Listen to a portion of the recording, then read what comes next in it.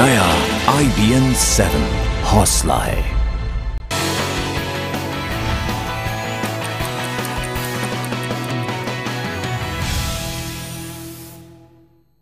नमस्कार, शाम के 7 बज गए हैं। मैं हूं ऋचा अनिरुद्ध और मैं हाजिर हूं देश की तमाम अहम खबरों के साथ। प्रधानमंत्री नरेंद्र मोदी ने सोनिया पर भद्दी टिप्पणी करने वाले केंद्रीय मंत्री गिरिराज सिंह को फटकार लगाई तो वो रो पड़े। हालांकि गिरिराज सिंह ने बाद में अपने रोने की खबर से इनकार कर दिया। उधर बाबा रामदेव ने हरियाणा सरकार के उस प्रस्ताव को ठुकरा दिया है जिसमें उन्हें मंत्री का दर्जा दिया जाना था। दिल्ली के मुख्यमंत्री केजरीवाल ने यह कहकर एक नया विवाद खड़ा कर दिया है कि वो 5 साल में अपने कम से कम 50% चुनावी वादे जरूर पूरे करेंगे। इसके अलावा उत्तर प्रदेश में बेहाल किसानों के साथ मुआवजे का मजाक जारी है। उधर 4 धाम की यात्रा शुरू हो गई है और इन सब के अलावा एक दिल दहला देने वाली आज एक खबर ये भी है कि कैसे एक गैंग रेप की पीड़ित को जंजीरों से जकड़ कर रखा गया है।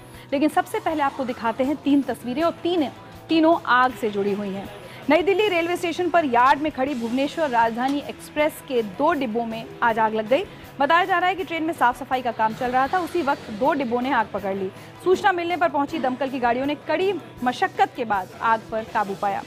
उधर उत्तर प्रदेश के फैजाबाद में रोडवेज की चलती बस में अचानक आग लगने से 9 लोगों की झुलसकर मौत हो गई और कई यात्री घायल हो गए।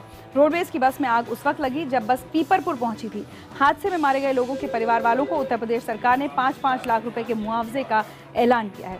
आग लगने की वजह जांच जारी है। इसके अलावा तीसरी तस्वीर सूरत की है, जहां ONGC के गैस कुएं में लगी आग आज चौथे दिन भी जारी है। आग में झुलसे 4 लोगों की हालत गंभीर बताई जा रही है। इन्हें आज मुंबई शिफ्ट किया जाएगा।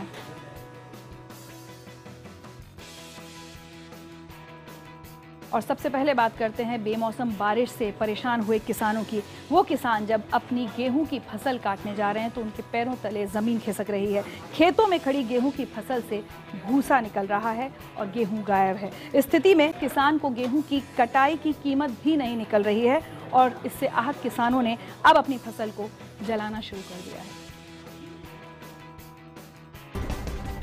खून पसीने से खड़ी की अपनी फसल को जलाते इन किसानों का दर्द समझना आसान नहीं है, लेकिन ये बेबस हैं। कुशीनगर के कप्तानगंज तहसील के कई गांव के किसानों ने अपनी गेहूं की फसल को खेत में ही जला दिया। किसानों के मुताबिक फसल काटने से कोई फायदा नहीं है, क्योंकि उसकी बुआई की लागत तो दूर, कटाई की लागत भी नहीं निकल रही।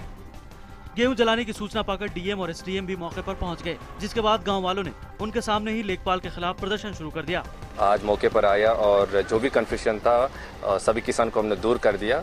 सभी का जितने भी किसान है यहाँ पर जिले में और सबका जहाँ जहाँ जो नुकसान हुआ है सबका एस्टीमेट तैयार हो गया है। शासन को पुटअप भी हुआ है और हम लोग भी लगे हैं जिला प्रशासन किसानों को रिलीफ बांटने में। लोगों का आरोप है कि मुआवजा दिलाने के नाम पर लेखपाल ने रुपयों की मांग की और जो किसान पैसा नहीं दे रहा था उसकी फसल का कम नुकसान दिखाया गया। तो आपने देखा किस तरह से बदहाली में जी रहे हैं हमारे किसान, क्या दुर्दशा उनकी हो रही है। और इस सब के बावजूद उत्तर प्रदेश में किसानों के साथ लगातार भद्दा मजाक जारी है। मथुरा में बेमौसम बरसात में अपनी फसल गंवा चुके किसानों को जो राहत के चेक मिले हैं वो बाउंस हो रहे हैं। बैंकों ने किसानों को ये कहकर वापस कर दिया है कि जिस खाते से उन्हें चेक दिए गए हैं उस खाते में पर्याप्त राशि नहीं। मथुरा के आजही गांव के सतीश चंद्र की समझ में नहीं आ रहा कि आखिर उनके साथ ऐसा भद्दा मजाक सरकार ने क्यों किया। सरकार ने उन्हें राहत के नाम पर जो चेक दिया था उसे लेकर जब वो बैंक गए तो बैंक के खाते में पैसे न होने का हवाला देते हुए उन्हें बेरंग वापस भेज दिया गया। उन्होंने कहा कि तुरंत पैसा मिलेगा आपको। हमने डाल दिया इसको बैंक में, चेक बाउंस हो गया। उसमें लिखा है मेमो में कि भाई पैसा ही नहीं है उनके खाते में पैसा। इसलिए हम मजबूर हैं, क्या करें, हर हम इसीलिए चक्कर काट रहे हैं कई दिन से। वहीं जब इस मसले पर जिलाधिकारी से बात की गई तो उन्होंने कहा कि बैंक में पर्याप्त राशि है और वो इसको लेकर बैंक से भी बात करेंगे। केवल एक ब्रांच की बात मेरे संज्ञान में आई थी, तो LDM को ऑलरेडी बोल दिया था कि अगर ऐसी कोई स्थिति आती है तो तुरंत तहसील को आप स्वयं भी बताएं, इंस्टेड ऑफ काश्तकार आएँ। अगर किसी वजह से कोई कटिंग हो गई है, कोई और कारण हो गया है, तुरंत बताएं जिससे कि उसका निस्तारण कर दिया जाए। ऑलरेडी वो निर्देश दे दिए, केवल 2 या 3 केस की हमें सूचना आई थी। जिला अधिकारी भले ही पर्याप्त धनराशि खाते में न होने की वजह से चेक बाउंस होने की बात से इनकार कर रहे हों, लेकिन बाउंस हुए इस चेक के साथ मिले मीमो पर तो बैंक ने वजह खाते में पर्याप्त धनराशि न होना ही बताया है। बैंक सूत्रों की माने तो ऐसे 7 किसान हैं जिनके चेक बाउंस हुए हैं। सवाल यह है कि आखिर सरकार किसानों के घावों पर मरहम लगा रही है या नमक।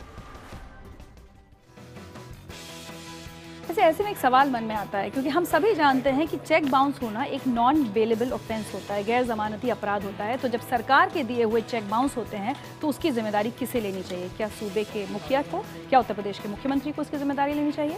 ये एक सवाल है जिसका जवाब वही दे सकते हैं। बहरहाल उत्तर प्रदेश में किसानों की हालत हर जगह एक जैसी है, चाहे वो प्रधानमंत्री नरेंद्र मोदी का गोद लिया हुआ गाँव जयापुर ही क्यों ना हो।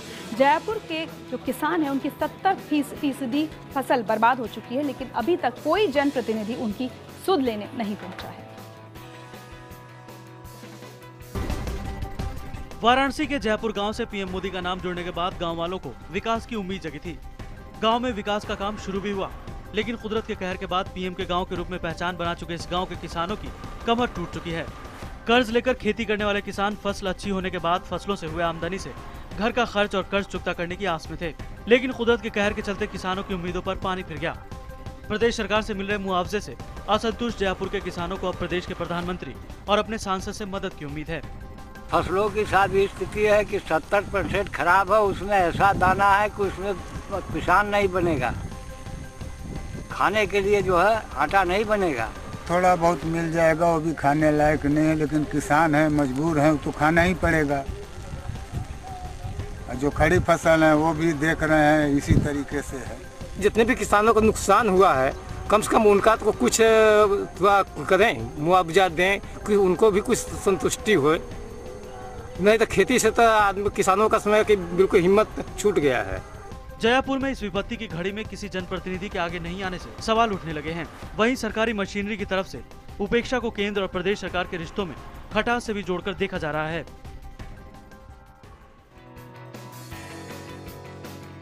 बड़े दुख की बात है कि हमारे देश के गरीब किसान हमारे नेताओं को तभी याद आते हैं जब चुनाव का वक्त, और अगर चुनावी वादों की बात हो रही है तो दिल्ली के मुख्यमंत्री अरविंद केजरीवाल फिर से एक विवाद में घिर गए। उन्होंने कहा है कि चुनावी वादों में से उन्होंने अगर 5 साल में 40 से 50% वादे भी पूरे कर लिए तो काफी होगा। कि 5 साल के अंदर 100% नहीं तो कम से कम 40-50% हम लोग पूरा कर देंगे, और ये कोई बुरा नहीं है। Even if we are able to fill half of our promises, मुझे नहीं लगता ये बयान दिल्ली के मुख्यमंत्री ने सोमवार को दिया। दरअसल मुख्यमंत्री बवाना में जल बोर्ड के कार्यक्रम में हिस्सेदारी करने पहुंचे थे। लोगों ने शिकायतों की पोटली खोलकर रख दी, सवाल पर सवाल पूछने लगे, लेकिन मुख्यमंत्री ने जो जवाब दिया उसकी किसी को उम्मीद नहीं थी। ये जवाब चुनाव के पहले के वादों के बिल्कुल अलग था। इस पर बीजेपी ने कहा कि वादों से पलटना केजरीवाल की पुरानी आदत है। वहीं आम आदमी पार्टी ने सफाई दी है कि जैसे बीजेपी और कांग्रेस ने दिल्ली को बेहाल किया है, उसे ठीक करने के लिए 5 साल का वक्त कम है, कम से कम 10-15 साल चाहिए। और कांग्रेस अध्यक्ष सोनिया गांधी के खिलाफ आपत्तिजनक बयानबाजी करने के लिए प्रधानमंत्री नरेंद्र मोदी ने केंद्रीय मंत्री गिरिराज सिंह को जमकर फटकार लगाई है। और खास बात यह है कि प्रधानमंत्री की फटकार के बाद गिरिराज सिंह संसद की गैलरी में फूट फूट कर रोने लगे। हालांकि बाद में गिरिराज ने अपने रोने की खबर से इनकार किया है। सोनिया गांधी पर नस्लीय टिप्पणी करने वाले बिहार के नवादा से सांसद गिरिराज सिंह को पीएम ने मिलने के लिए बुलाया। इसके बाद खबर आई कि गिरिराज सिंह पीएम से मुलाकात के बाद रो पड़े। सूत्रों के मुताबिक गिरिराज को बाहर मौजूद मंत्रियों ने सांत्वना भी दी। हालांकि गिरिराज सिंह ने रोने की खबरों का खंडन करते हुए कहा कि पीएम से उनकी मुलाकात ही नहीं हुई। गिरिराज सिंह ने कहा कि मीडिया में मेरे फूट फूट कर रोने की खबर को जबरदस्ती गढ़ी जा रही है। आप मीडिया के मित्र हैं, अब मीडिया चौथा स्तंभ है। मैं नहीं चाहूंगा कि वो चौथा स्तंभ हिले, लेकिन मुझे आश्चर्य जरूर हुआ कि जब मैं प्रधानमंत्री से मिला नहीं तो प्यार और फटकार का कहां सवाल है। और अगर मैं अपने सीनियर मिनिस्टर या कलीग के साथ बात कर रहा था तो ये बात करना कोई गुनाह है क्या? कुछ दिन पहले पार्टी कार्यकर्ताओं से अनौपचारिक बातचीत में गिरिराज सिंह ने सोनिया को लेकर आपत्तिजनक टिप्पणी की थी। गिरिराज अपनी टिप्पणी को लेकर संसद में खेद जता चुके हैं। He met me and told me, in fact, he has not made any public comment, number one. Second thing he said is, immediately and one channel has telecast it, the same day he has disowned the comment and expressed regrets. तो सवाल ये उठता है कि अगर गिरिराज सिंह रोए नहीं तो ये खबर उड़ी कहां से? क्या किसी ने अपने मन से ये बात कह दी? बहरहाल आगे बढ़ते हैं। बाबा रामदेव ने हरियाणा सरकार द्वारा दिया गया मंत्री का दर्जा ठुकरा दिया है। और सोनीपत में कार्यक्रम के दौरान रामदेव ने मंच पर यह इनकार उस वक्त किया जब खुद हरियाणा के मुख्यमंत्री मनोहर लाल खट्टर वहां मौजूद थे। योग गुरु रामदेव को हरियाणा का ब्रांड एम्बेसडर बनाया गया है, मगर सोनीपत में एक कार्यक्रम के दौरान मुख्यमंत्री मनोहर लाल खट्टर की मौजूदगी में उन्होंने ये सम्मान लेने से इनकार कर दिया। मंत्री का दर्जा मिलने के बाद रामदेव को सरकारी खर्च पर बंगला, लाल बत्ती की गाड़ी, सुरक्षा और तनख्वाह जैसी सुविधाएं मिलती, लेकिन सोनीपत के कार्यक्रम में उन्होंने मंच से इस पेशकश को ठुकराते हुए कहा, मैं बाबा हूं और मुझे बाबा ही रहने दो। IBN 7 से खास बातचीत में उन्होंने कहा कि मंत्री का दर्जा स्वीकार करने से ऋषि परंपरा को ठेस पहुँचती। अध्यात्म सत्ता यदि सम्मान स्वीकार करती है तो कहीं ना कहीं हमारी ऋषि परंपरा के गौरव को ठेस पहुंचती है। मैं कोई भी ऐसा काम नहीं करना चाहता जिससे कि हमारी ऋषियों की परंपरा का गौरव कहीं पर भी न्यून हो। इसलिए हमने बहुत विनम्रता और कृतज्ञता के साथ कहा, न सन्यासी को सत्कार न सन्यासी को तिरस्कार की परवाह है। हम अपने योग धर्म के साथ अपने सेवा धर्म, राष्ट्र धर्म को निभाएंगे। चलिए बात करते हैं देश में बेटियों की स्थिति की। एक तरफ जहां देश के प्रधानमंत्री नरेंद्र मोदी देश में बेटी बचाओ बेटी पढ़ाओ अभियान चला रहे हैं, वहीं दूसरी तरफ हमारे देश में बेटियां इतनी असुरक्षित हो गई हैं कि उन्हें बचाने के लिए उनके परिजन उन्हें जंजीरों से बांधने के लिए मजबूर हैं। शर्मसार करने वाला ये मामला पश्चिमी उत्तर प्रदेश के शामली का है। ये तस्वीर हमारे समाज और व्यवस्था के चेहरे पर तमाचा है, जहां एक बलात्कार पीड़ित नाबालिग की सुरक्षा के लिए उसका परिवार उसे जंजीरों में बांध कर रखने को मजबूर है ताकि उनकी बेटी दोबारा दरिंदगी का शिकार न बने। 4 दिन पहले ये परिवार वालों को खून से लथपथ खेत में मिली थी। मानसिक रूप से कमजोर होने के साथ ये गूंगी और बहरी भी है, इसीलिए ना तो अपने साथ हुई दरिंदगी ही बयां कर पाई और न ही उस दरिंदे को पहचान पाई जिसने उसकी ये हालत की थी। रिपोर्ट दर्ज कराए 3 दिन बीत चुके हैं, लेकिन पुलिस अब तक आरोपी को ढूंढ तक नहीं पाई है। पुलिस ने अज्ञात लोगों के खिलाफ केस दर्ज किया है। लड़की के परिवार वालों का कहना है कि सभी आरोपी खुलेआम घूम रहे हैं। वहीं पुलिस जल्द आरोपियों की गिरफ्तारी की बात कह रही है। थाने में ले गए, थाने में एसओ साहब ने हमें आश्वासन दिया कि भाई 2 दिन में मैं उन्हें अरेस्ट कर लूँगा। अब तक तो कोई भी कार्रवाई नहीं हुई। हमें तो चाहिए वो जो जिसने ऐसा करा वो पकड़ना चाहिए, तो पुलिस को देखभाल करनी चाहिए। कुछ भी नहीं सुन रहे, बस आजकल इस तरह करते रहे हैं। वाकई बहुत शर्माती ऐसी खबरें देखकर, किस देश में किन हालातों में जी रहे हैं हम लोग। रुकेंगे एक ब्रेक के लिए, लेकिन देश दिन भर में खबरें और भी हैं, बस कुछ ही देर में।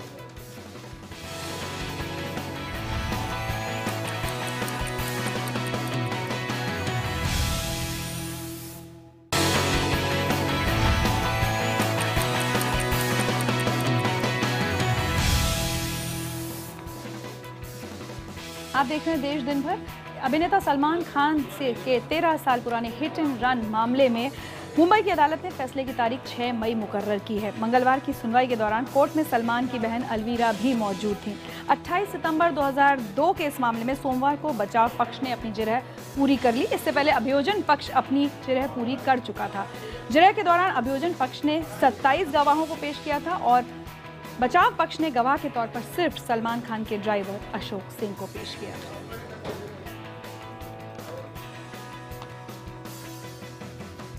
और कहते हैं ना कि आदमी के दिमाग में एक बार शक का कीड़ा बैठ जाए तो फिर आदमी के दिमाग की सोचने समझने की शक्ति छीन लेता है। रायपुर में 5 दिन पहले गायब हुई 3 साल की बच्ची की हत्या कर दी गई और पता चला है कि हत्या उसके पिता ने ही की। आखिर क्यों हुआ ये देखिए। 3 साल की मासूम साक्षी अब इस दुनिया में नहीं है। साक्षी की हत्या का आरोप किसी और पर नहीं बल्कि उसके पिता सुनील मखीजा पर है। सूत्रों के मुताबिक पुलिस पूछताछ में सुनील ने अपना जुर्म कबूल कर लिया है। बताया जा रहा है कि उसे शक था कि उसकी पत्नी के किसी से अवैध संबंध थे और साक्षी उसकी बच्ची नहीं है। इस बात को लेकर आरोपी सुनील और उसकी पत्नी का आए दिन झगड़ा भी होता था, जिसके चलते उसने साक्षी की हत्या कर उसकी लाश ट्रेन में फेंक दी। गुमराह करने के लिए साक्षी के अपहरण की कहानी रची। वहीं इस पूरे मामले में पुलिस अभी तक कुछ भी कहने से बच रही है। फिलहाल पुलिस अभी तक साक्षी का शव तलाशने में जुटी है। और कानपुर में भी एक पिता ने अपनी बेटी का कत्ल कर दिया और बेटी का कसूर सिर्फ इतना था कि पिता ने उसे उसके प्रेमी के साथ देख लिया था। कानपुर में एक बाप अपनी ही बेटी का कातिल बन गया। कानपुर के रहने वाले सुरेश ने अपनी 16 साल की बेटी की हत्या इसलिए कर दी क्योंकि उसका अफेयर चल रहा था। 2 दिन पहले उसकी बेटी से मिलने एक लड़का गांव आया था। जब सुरेश ने दोनों को साथ देखा तो दोनों पर चाकुओं से वार कर दिया। इस दौरान सुरेश की बेटी की मौके पर ही मौत हो गई, जबकि उसका प्रेमी बच निकला। इसके बाद गांव वाले आरोपी सुरेश के पीछे भागे, लेकिन वो भागने में कामयाब रहा। पुलिस को वारदात की जानकारी दी गई, जिसके बाद आरोपी को पकड़ लिया गया है। तो उसने बताया सुरेश नाम का जो है आदमी, उसका बाप है या भाई है, तो उसने जो है क्या नाम है उसको 3-4 लोगों के साथ में पकड़ के उसने मारा है। लड़के का इलाज अभी चल रहा है। लड़के के पिता की तरफ से तैयारी की गई है। इसमें जो हत्या आरोपी पिता है इसको गिरफ्तार कर लिया गया और जो आला कदम था जिससे भी हत्या की गई उसको बरामद कर लिया गया है और बाकी विधिक कार्रवाई इसमें कर। और मौसम के बदले मिजाज के बीच अक्षय तृतीया के मौके पर गंगोत्री और यमुनोत्री के कपाट खुल गए हैं और कड़ी सुरक्षा के बीच 4 धाम यात्रा शुरू हो गई। मंत्रोच्चार के बीच दोपहर करीब 12 बजे यमुनोत्री के कपाट खोले गए। उधर गंगोत्री धाम के कपाट खुलने के मौके पर खुद मुख्यमंत्री हरीश रावत भी मौजूद थे। उन्होंने कहा कि उत्तराखंड पूरी तरह से सुरक्षित है। कपाट खुलने के साथ ही भक्तों का पहुंचना शुरू हो गया है। 24 अप्रैल को केदारनाथ और 26 अप्रैल को बद्रीनाथ के कपाट खुलेंगे। साल 2013 की भीषण आपदा के बाद तीर्थयात्रियों को दोबारा आकर्षित करने की कोशिश में जुटी राज्य सरकार पूरी व्यवस्था चाक चौबंद होने का दावा कर रही है। केदारनाथ यात्रा के मद्देनजर तीर्थयात्रियों की सुरक्षा को देखते हुए स्टेट डिजास्टर रिस्पांस फोर्स को यात्रा के मार्ग पर साजो सामान के साथ तैनात कर दिया गया है। रविवार रात और सोमवार को गढ़वाल के कई इलाकों में बारिश की वजह से यात्रा को लेकर थोड़ा डर अब भी है। आपको बता दें कि उत्तराखंड में मौजूद गंगोत्री, यमुनोत्री, बद्रीनाथ और केदारनाथ की यात्रा को 4 धाम यात्रा कहते हैं। चलिए इसी के साथ देश दिन भर में आज मुझे दीजिए इजाजत। एक छोटे से ब्रेक के बाद होंगी खेल के दुनिया की खबरें।